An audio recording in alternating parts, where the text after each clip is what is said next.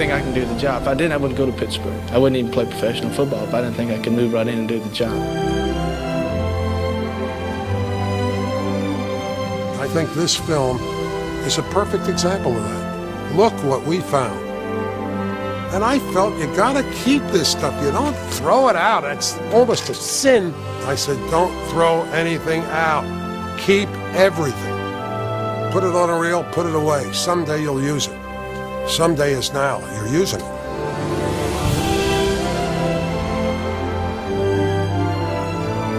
When I turned, somebody got me, man.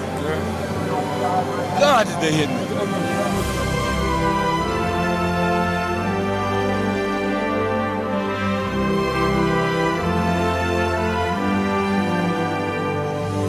I must have aged 20 years that second half. Oh.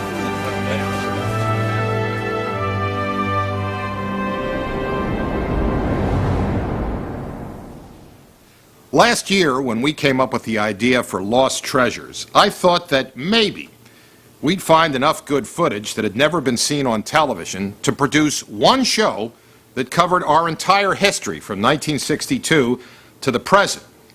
Well, we found enough for 5 shows, and we didn't even make it out of the 60s.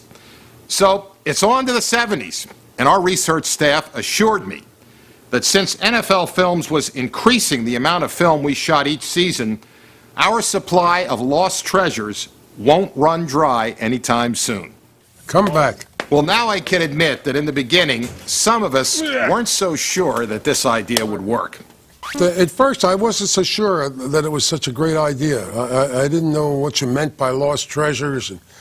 Because to me, there are no lost treasures. It's all good film that's we've just kept in a library. I didn't know whether people would be that interested in how we made films and how we shot these things, which is basically what I think it's all about. When I look at them, I'm reliving NFL Films, how it all started. And you're a lost treasure. I am a lost treasure. I have to agree with that. But I'm getting a big kick out of it, as long as my memory holds up. Who could forget the styles of the 70s? It was a decade of bouffants and beehives. Look at that hairdo. It needs a building permit. Well, we found hours and hours of this kind of footage that was never used because, well, at the time, who knew how funny these clothes looked? We were all wearing this stuff. Even Tom Landry was. And Don Shula.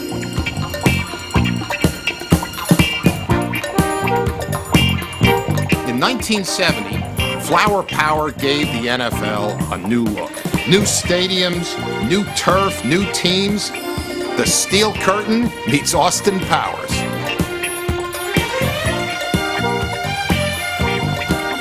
As I look at this, I realize that some of this stuff is really back in style. Look at this guy in the lavender jumpsuit. Wasn't he in that movie, The Big Lebowski? Of course, some were never really in fashion, like that halftime curse, Up with People. Jeez, look at this.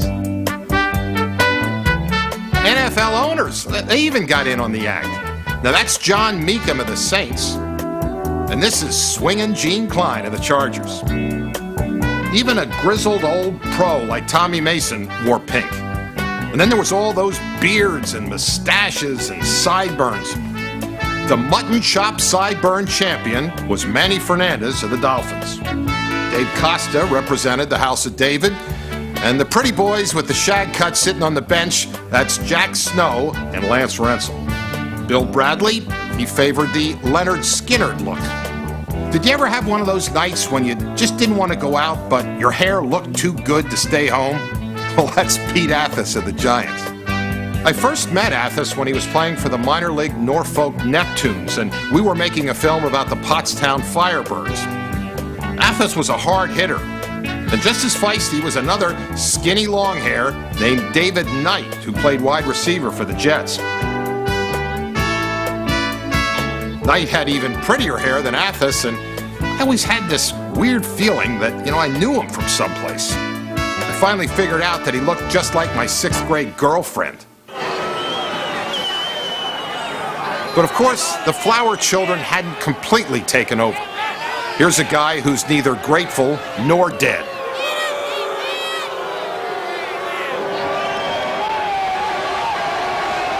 There were some fans who didn't believe in all that peace and love stuff.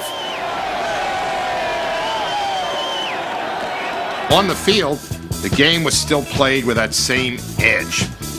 Maybe in 1970 it was even more competitive because it was the first season of the NFL-AFL merger. The two leagues had fought in the courts and the newspapers for a decade. But now they finally got their hands on each other for real.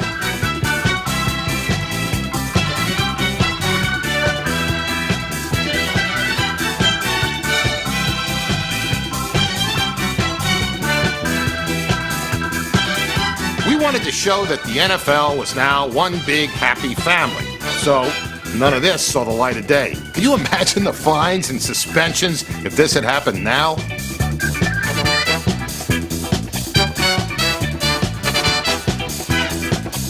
It wasn't exactly a love-in for the fans either. How'd that song by the Youngbloods go? It was called Get Together. Come on, people now, smile on your brother. Everybody get together, try to love one another right now.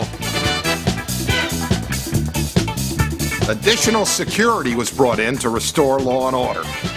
But it didn't stop this guy in the white t-shirt from kicking Dick Anderson of the Dolphins right in the butt. Look at that.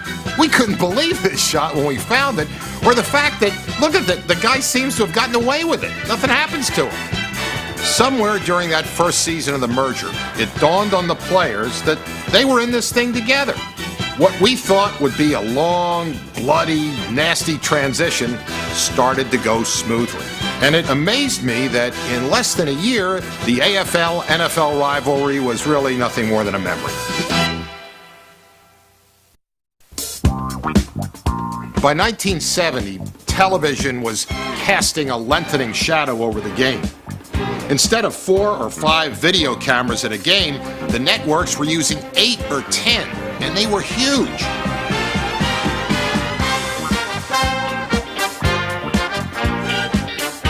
We only had 2, so we could get closer to the action with cameras that were a lot smaller and we were more mobile. Early handheld TV cameras looked like something from the space program. They were big and bulky, and their electronic images had to be transmitted through miles and miles of cable. All our guys needed was a belt battery and a roll of film. They could move quickly into position for plays like these.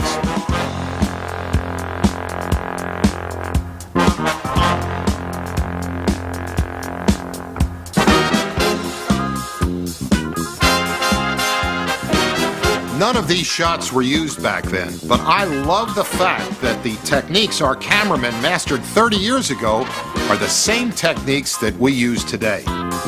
And amazingly, some of the same guys who got these shots are still shooting for us.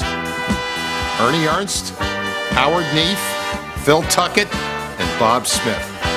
You know, some production companies today deliberately stain and scratch old footage. It's like an effect. They think it makes it look more authentic. Well, we let our film play in all its original full color. Look at this. No scratches, no dirt. Can you believe these shots are 30 years old?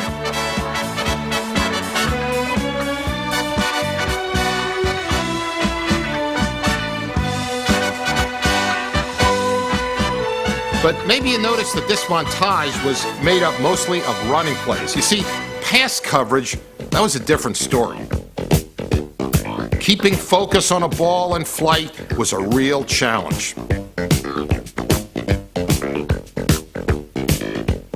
Trying to keep the ball in frame, well, that was just as hard. If the pass was in frame and in focus, you still could miss the catch. But our ground cameramen were persistent, and for every 10 we missed, we captured one beauty. There it is, a tight spiral against the autumn sky, and a fundamental element of the NFL film style was born. So they had that down pretty good, that spiraling football, which has become, I guess, our trademark. I used to go to some meetings, and I'd see some network men stand around a television set and they'd see that spiraling ball, and I heard one say to the other, how do those guys do that? How do they keep that in focus? How do they follow focus on that? And I thought that was pretty good. Back then, the 400mm telephoto lens was never used to follow passes or runs. We believed it was only good for isolation and those selected details, and it might have stayed that way, except for a fluke. Originally, the only time we used those long telephoto lenses is when we were doing an ISO coverage or a wiring. And we had one of the referees by the name of Gallagher. We had him wired. We set up the camera. The sound man was right next to me. As soon as I turned the camera on, the sound would go shh. So I'm sitting here in the end zone. I got a whole bunch of film and a camera and a long lens. I figured, well, what the hell? I'll shoot some game action. So I start shooting shots of the quarterback's face and the linemen and all that sort of stuff, and followed some game action. By the time I got to the end of the game, I was as frustrated as I could be. I was talking to myself. I mean, how difficult it was to try and do that. And I brought it back, and I was apologetic to the editors and everything else, and I went out and got a couple beers. I was really disgusted. Well, the film was there. They figured what the hell to develop it, and damn, we had something that no one's ever seen before. We didn't get every one, but boy, the ones we got were special. Ernie went on to develop his own unique style with the telephoto lens, including that ball in the air shot, only it got much tighter.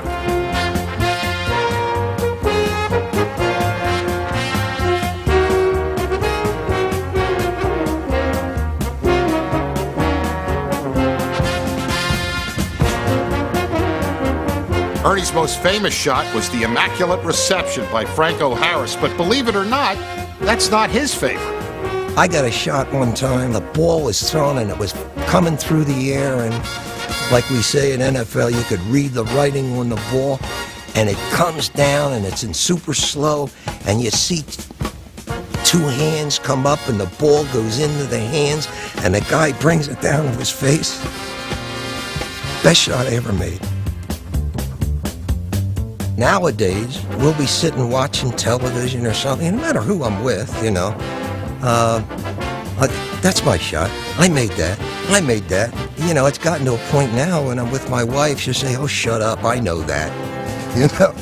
But, yeah, I love to see that old stuff. That's why I'm so glad that they're going for these hidden treasures now. You know, there's a lot of my stuff in there that I never had before. I enjoy it, and I'm going to get on film and get a copy of every one of them so I can see every shot. Yeah.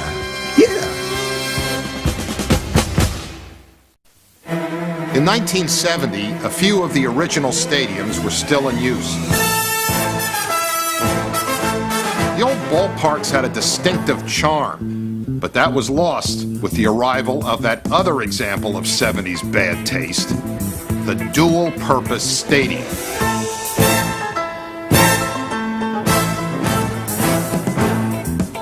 Now, for some reason, they all seem to be built by a river. Riverfront Stadium, Three Rivers Stadium. They all looked exactly the same. Cold, drab, and designed for both football and baseball. We hated them immediately. Somebody came up with a bright idea that they're going to save the city's money. We're going to give you 2 for 1. You're going to get a stadium where you can see baseball and you can see football. Well, it sounded pretty good. You're going to save hundreds of thousands of dollars. Well, it never worked out that way. The seats were so far away from the action. It's coming back to a separate football field and a separate baseball. So who are all these geniuses that were going to save money? You know, I always say cheap is cheap. For the old guys, this was a troubling time, leaving comfortable and familiar playing fields for something that was so I can't even say the word, so synthetic. But times, they were changing. Pro football was becoming big business, and the new stadiums, they made financial sense. But still, the passing of 3 yards in a cloud of dust was sad for all of us. The new surface set off heat waves and kept everybody clean, but it was so sterile. From the press box, these fields were interchangeable. They had those ugly seams for the baseball cutouts. I suppose the game on artificial turf was faster, but to me, it seemed sort of sacrilegious. Some people pointed out that natural grass fields were not consistent, and that made footing unpredictable. But the plastic stuff was just plain slippery, and when it snowed, it turned into an ice rink.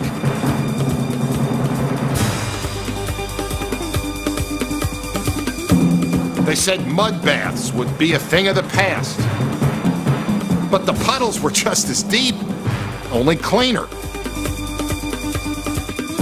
Shooting in the rain was still our toughest challenge, but instead of being rewarded with classic footage of players slogging through the mud, we ended up with a lot of this, hydroplaning. But the biggest misconception was that people said AstroTurf would actually cut down on injuries. Well, that wasn't true. The players who were getting body slammed into these concrete floors, they didn't buy the theory then, and they don't buy it now.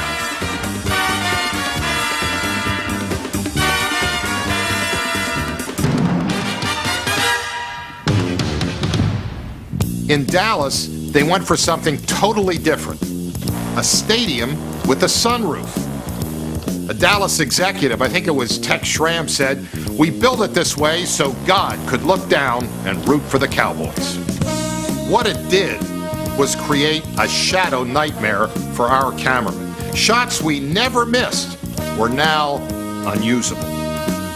The design of all the new stadiums caused shadow problems for us. Look at this touchdown run by the Bears' Bobby Douglas. It was in Atlanta, and it was ruined by 4 exposure changes. Add to this an increasing number of late starts for television doubleheaders, and those shadows turned into a black hole that swallowed up hundreds of great shots.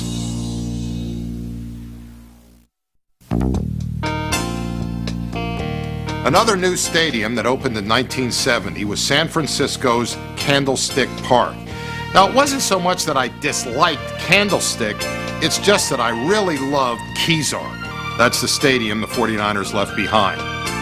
To me, Kezar was the perfect place to play football. Good sight lines, it was intimate, and it was right in the city. A lot like Franklin Field, where I watched the Eagles when I was a kid. Kezar was a neighborhood stadium. Fans walked to the games. It was 4 blocks from Haight-Ashbury and 1 mile from the Golden Gate Bridge. Kezar had it all. It had tradition, character, atmosphere, and some damn good players. 64 from Oregon, Dave Wilcox. At middle linebacker, number 57 from Michigan, Frank Nunley. Frank Nunley, number 57, was the middle linebacker of the last 49er team to play in Kezar. And his nickname was one of my all-time favorites, Fudge Hammer. Sitting across the line from Joe Namath or Johnny Unitas, and they'd wink at you and they go, Fudge Hammer, Fudge Hammer. You know, just to kind of get you going. I was a prime example that you didn't have to have a beautiful body to play in the National Football League, because I was always a little pudgy, but Stan Hyman said I was a sweet guy off the field and hit like a hammer on the field. So he named me Fudge Hammer. It was nice to have somebody with not the greatest body in the world that was still a pretty good player, and the average guy could identify to me. Typically, San Francisco handled the demise of Kezar with class. Today, the old scoreboards and some of the stands remain, and Kezar lives on as a city park that honors its past. And what a great place. Look at this. This area around here is just, you know, phenomenal. And then, you know, of course, the flower children were in full bloom back in the late 60s and early 70s. This was the Haight-Ashbury district. This was the most famous show place in the world where everybody could come and get angel dust and get themselves blown out. And there's probably still a few laying around here someplace. Kezar Stadium was definitely a San Francisco treat. There was 48,000 people that came to every game. If 98% of the people in the world are sane and you have a 2% lunatic fringe, We got that 2% here all the time. You know, everybody that came here was a different type of a dude, if you ever met him. We used to come out through a tunnel. They had this big chicken wire, a big wire screen over the top of the tunnel, and I was standing next to John Brody and said, "Hey, what's a chicken wire?" And he says, "You'll find out." About 2 minutes later, 3 or 4 guys threw a beer bottle off and broke it over the chicken wire. Everybody knew not to stand next to John when you're getting introduced. But we had some really great battles here on this field. We were actually very disappointed that we were going to have to go to Candlestick, to be honest with you, because, you know, in 1970 we played Dallas right here, and the last game ever played here, to go to see who's going to be in the Super Bowl. We really wanted to come back and play here a couple more seasons so that we could get to that Super Bowl out of this stadium. And when we got over to Candlestick Park, we were kind of disappointed because it was supposed to be this fancy AstroTurf. And what it turned out to be was just pure, solid cement. We were playing on cement. You could tell from the first day that we set foot on it that it was not good for football. So the game was played higher. It was played about 6 inches higher. So as opposed to, you know, running down low and getting a hit on somebody and rolling into the dirt, you were rolling on cement, and it would just the whole game was just played differently. Kezar was a football stadium, and Candlestick was a baseball stadium that was altered to play football. I always would envision that maybe San Francisco might come back and put this thing back together. You never know, with all the new theme parks and everything going on. But I enjoyed playing football here at Kezar Stadium, and football was a little bit different back then. There wasn't as much money involved. I think we had a heck of a lot more fun. Most of the people I talk to today say it's turned into a business. And this certainly wasn't a business for any of us guys that were playing at that time. So you'd keep things the way they were, or would you like to switch places? No, I'd like to make some more money.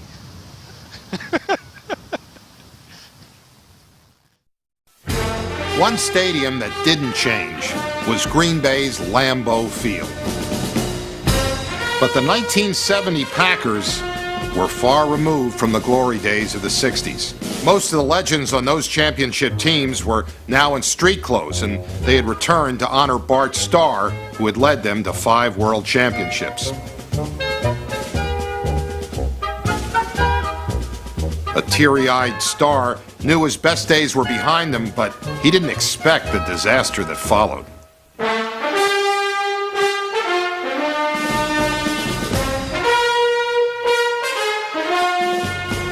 His first pass was intercepted by Myron Patios, and it was all downhill from there. 5 sacks, 2 picks, and a 31-21 defeat by the Rams. Bart Starr Day turned so ugly that we didn't have the heart to use any of this footage at the time. Starr was soon in street clothes himself as coach of the Packers, and that didn't end well either. Another great in civvies was Joe Willie Namath, sidelined by his damaged knees. And when he did dress, that stiff-legged gait set him up for even more punishment. It was painful to watch.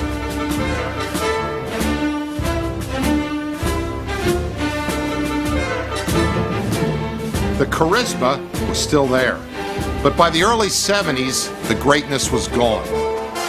We found this unusual shot of a fan who tried to storm the field in Chicago to berate Namath before he was restrained. You know, actually, the facts were on this guy's side. After winning Super Bowl III, Joe never again defeated a team with a winning record. He had a streak in the 70s when he threw an interception in 20 straight games, and he had the second most interceptions returned for touchdowns in NFL history. Dan Marino has the most. Still, as far as I'm concerned, Joe Namath deserves his spot in the Hall of Fame for his skill, daring, and that one big win. As the great QBs of the 60s stepped down, the Steelers' Art Rooney found one who would take their place. There's the blonde bomber. Red 33. Terry Bradshaw was a big, strapping kid from Louisiana Tech brought in by Pittsburgh to end the losing. He's going to go bald. Do you think that'll bother him in about 10 more years? He can lose his hair. Huh? He'll get a transplant, Arthur. Bradshaw's getting bald. Bradshaw's starting to get bald. Golly, could nothing be greater happen to Terry Bradshaw than to go up to Pittsburgh and make Pittsburgh a winner. Team from 1-13, change it around, make it 13-1 or 14. You know, make them a winner. Could open the door up for myself as far as my business career is concerned. But mainly for the Pittsburgh Steelers, that's what we're interested in. That's why I'm going up there, is to make them a winner.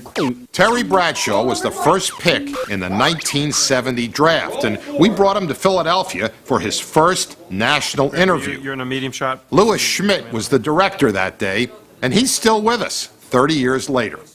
Okay. We arranged for Terry Bradshaw to come to Philadelphia, where our studios were, obviously. He was really a delightful guy.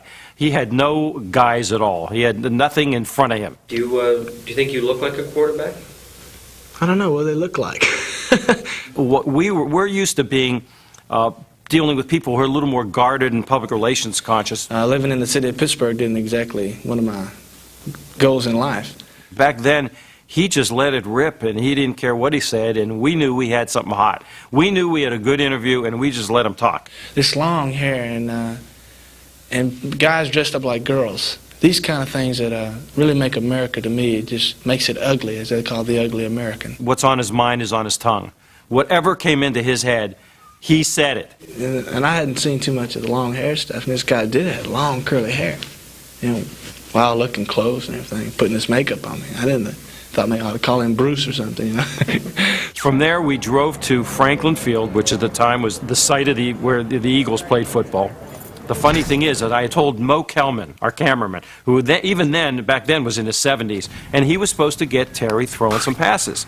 And I kind of, all of a sudden, I noticed that Mo Kelman has been trained so long to follow the football that he's following the ball to me catching it. And I had to say, Mo, no, you know, you don't need to get me. Stay on Terry. So we had Terry on film now as a football player, but we needed some other stuff. So I got my wife, she was young at the time, and she was a beautiful girl, and Terry thought she was real pretty, he kept telling me, and she was dressed all in white, and we had the two of them, this beautiful young couple, walking around Penn, and he bought her flowers at a flower stand. We shot that. I'd like to introduce the #1 draft choice of the National Football League, Terry Bradshaw. He was a big playful kid.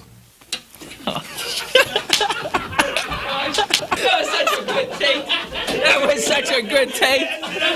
And about 5 years after this, when he won the Super Bowl, we brought him in to do a commercial for the Super Bowl.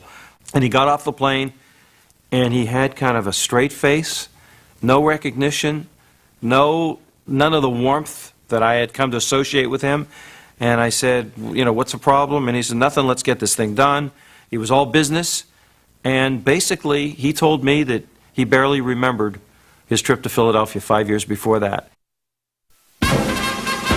The music being played in NFL stadiums was definitely not in tune with the 1970s. The Packers Lumberjack Band was still playing melodies that had Curly Lambeau tapping his toe. The game was moving forward, but most marching bands were stuck in place. Now this classic lost treasure reminds me of a line from the song American Pie. The players tried to take the field. The marching band refused to yield. The day the music died. But I don't think this marching band music will ever die. It'll always be part of football.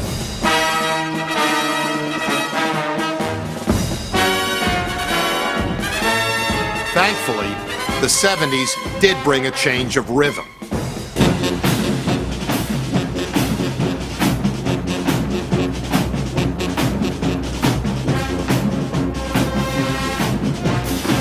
Sunday with Soul had arrived. I loved those black college bands from Grambling and Southern, and the way they breathed new life into a tired old format.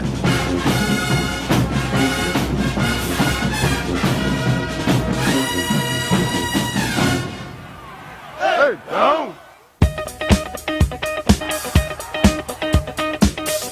And these bands symbolized the emergence of an increased African-American influence in the National Football League.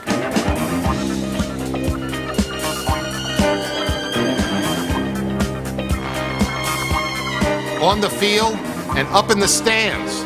This was the Superfly generation. Deacon Jones told me that there was an unspoken quota that existed in the 1960s, and it limited the number of black players to 6 per team. Whether or not that was true, black players in the NFL did increase in the 1970s. The only problem seemed to be severe cases of helmet hair. The Pittsburgh Steelers drafted Franco Harris, Mean Joe Green, Mel Blount, L.C. Greenwood, Lynn Swann, John Stallworth, and traded for a flashy little tailback named John Frenchie Fuqua, number 33. Fuqua still holds the Steelers' single-game rushing record, and he was always a long-distance threat.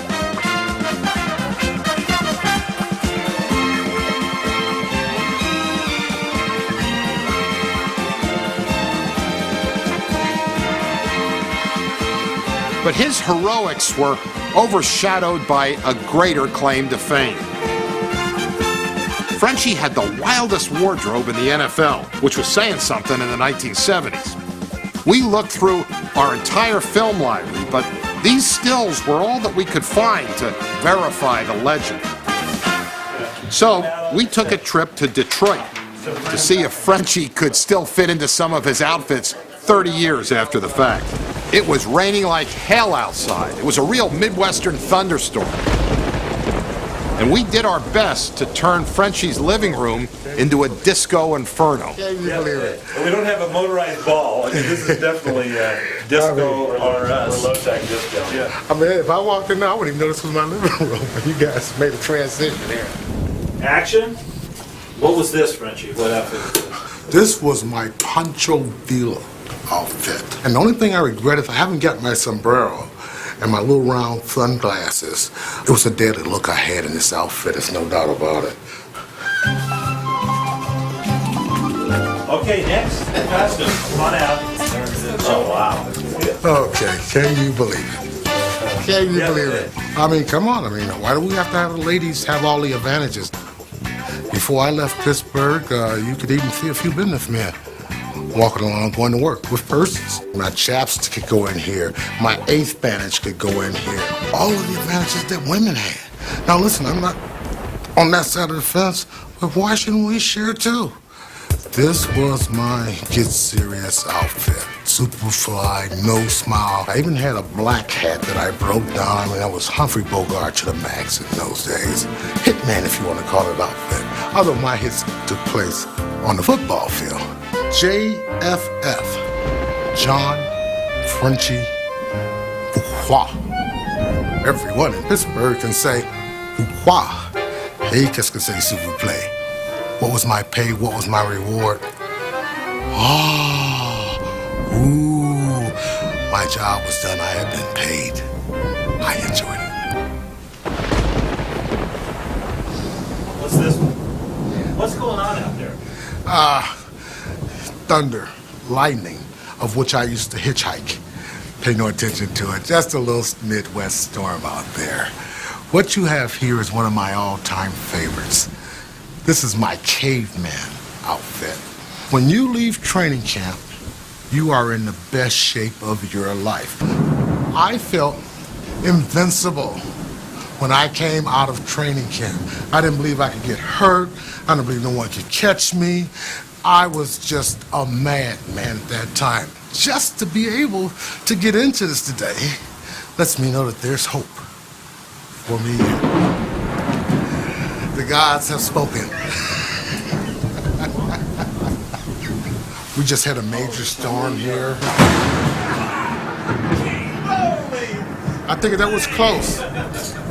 Listen, let me just tell you something. It was the reflexes of my muscles, but I felt something strange and like, I mean, hey, believe me, these are clean, but like, hey, I am showing my true colors here. I mean, come on, that lightning was awful close. In the 1970s, entertainers began showing up on NFL sidelines. Hugh O'Brien was a Rams fan, and James Garner favored the Raiders. Jazz trumpeter Al Hirt was part owner of the New Orleans Saints. Now, if you are under 50, you won't know who this guy is. Tennessee Ernie Ford, who had a big hit called 16 Tons. Phyllis Diller showed up, looking like a guy in drag. Comedian Flip Wilson was a guy in drag, playing his alter ego, Geraldine. We were excited when we found this great shot of Tony Bennett at Kezar Stadium singing "I Left My Heart in San Francisco." Only one problem. We can't let you hear it. Because we'd have to pay rights fees, we'd have to pay publishing fees, composer fees, performance fees, BMI, ASCAP, they'd all come after us. So, you know the song, hum along, and we'll save 25 grand. Also, we can't let you hear Jim Nabors singing the national anthem, which may not be such a bad idea. But we are allowed to use 10 seconds of the anthem. So we'll let Johnny Mathis finish up.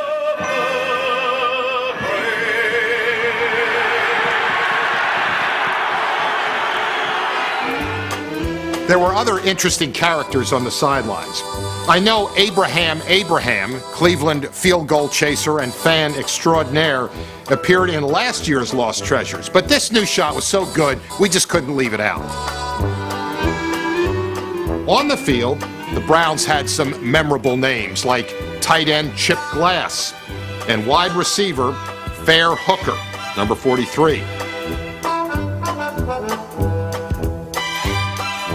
The Broncos were headed for the Promised Land, led by Haven Moses, number 25. Then there were the animal nicknames, Spider Lockhart of the Giants and the Rabbit, Billy Ray Smith in Baltimore.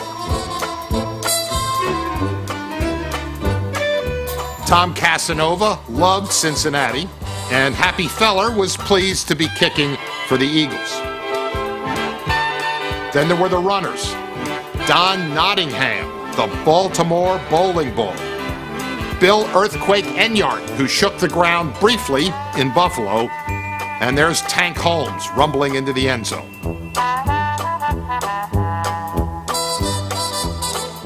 Maybe you recognize this player in a different context. He played Apollo Creed in the Rocky movies, but back then he was an Oakland Raider linebacker named Carl Weathers. This next guy played a bigger part in my life.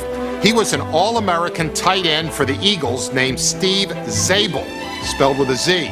The fact that our names sounded so much alike, we both lived in Philly and we were in the football business, caused some confusion. And more than once, I saw the look of disappointment on the face of a blind date who thought she was going out with the rich first-round draft choice of the Eagles and got me instead. It's turned around, though. Steve told me recently that he's been getting compliments on the great job that he's been doing hosting those shows on ESPN Classic about the lost treasures of the NFL. We also found a treasure trove of head coaches that were anonymous assistants. Now, who knew about Marv Levy when he ran the special teams for Washington and Philadelphia? And who could have predicted back then he'd take Buffalo to 4 Super Bowls?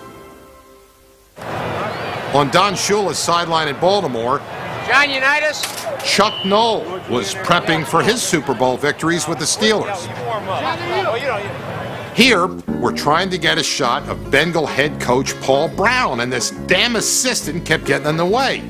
Well, we didn't know at the time, but Bill Walsh would himself become a Hall of Fame head coach. Check out this shot of the young assistant in the dark glasses. That's Buddy Ryan. This backup quarterback from the 49ers also went on to be a celebrated head coach, but not in the NFL, Steve Spurrier. Steve, of course, is the most successful college football coach in the last 10 years right now. He's got more wins than anybody. And if you ever talk to Steve about the biggest failure that he's ever been was playing pro football, he just really felt that he didn't motivate himself like he would have liked to. He'd make up his own plays out on the field, and that really pissed the coaches off a lot.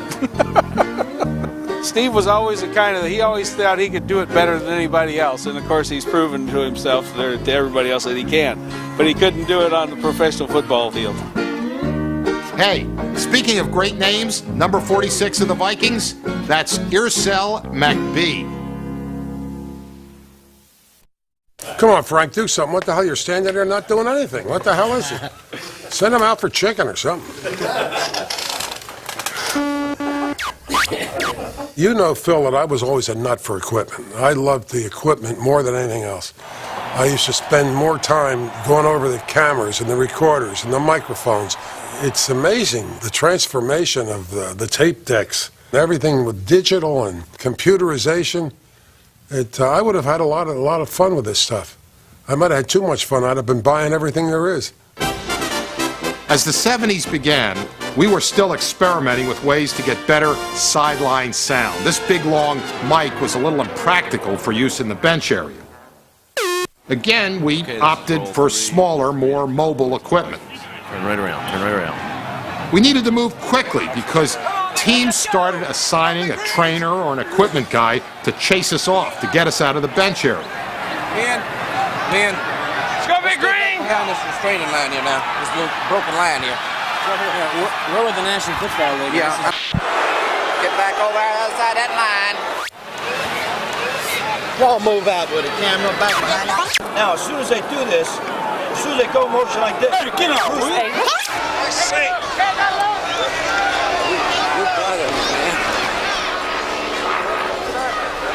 But we always snuck right back in, and when the coaches finally realized that we weren't going to go away, they reluctantly let us stay. We were there so often that the players got to know us. You're checking us out with this camera here. For many years, I shot the bench camera. Steve, how you been doing? How you been doing, Steve? I ain't seen you in a long time. Joe, what's that red arm mean? That's a little kid game in San Diego. Players came to know me and trust me, and they knew I wouldn't make them look bad. If it was 84, don't get that on print, please. Don't say anything. Don't say anything. I hate these guys because you can't cuss. Yes, you can. Say anything. Yeah, but y'all use it. That's...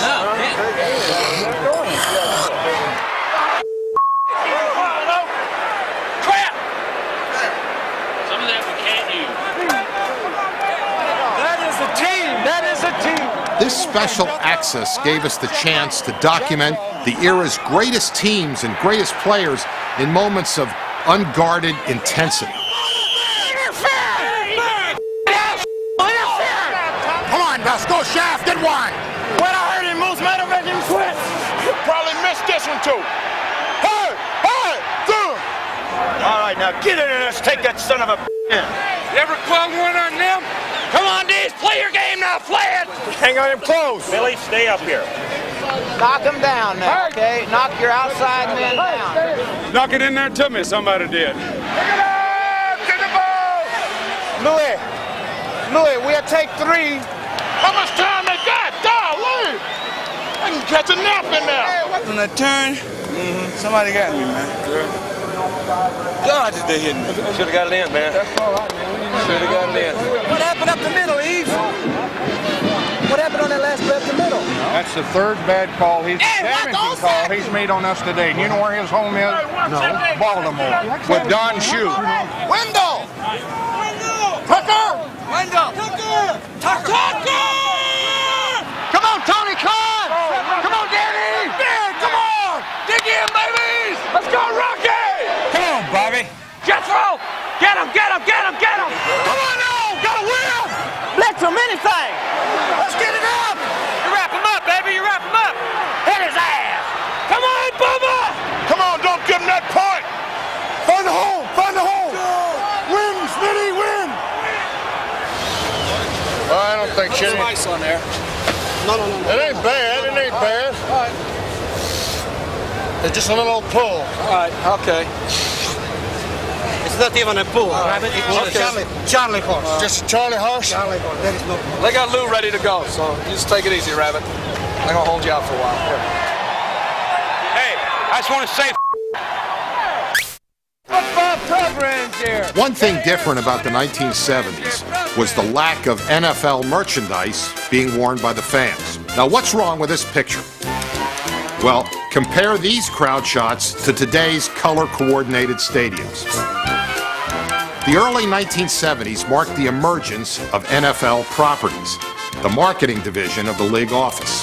Fans still wore their hearts on their sleeves, but now those sleeves were the colors of their favorite teams. Football colors, football souvenirs, football colors. This was when I first started to realize that the game I loved was becoming a business. Hey, cowboys, souvenirs, pennants, hats, what are you going to have? Souvenir programs, get your line up right here. But to tell you the truth, I kind of ignored all that.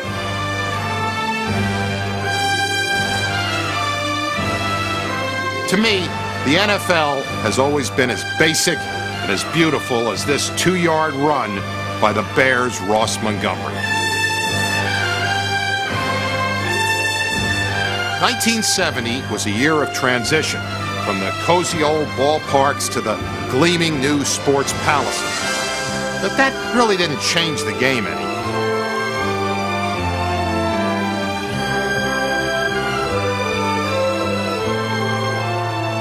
No matter where pro football is played, no matter what the season, the basic values that make the game great never change.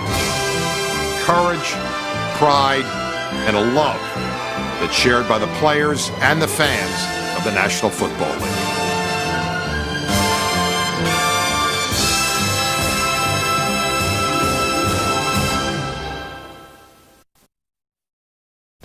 This NFL Films production has been brought to you by the National Football League.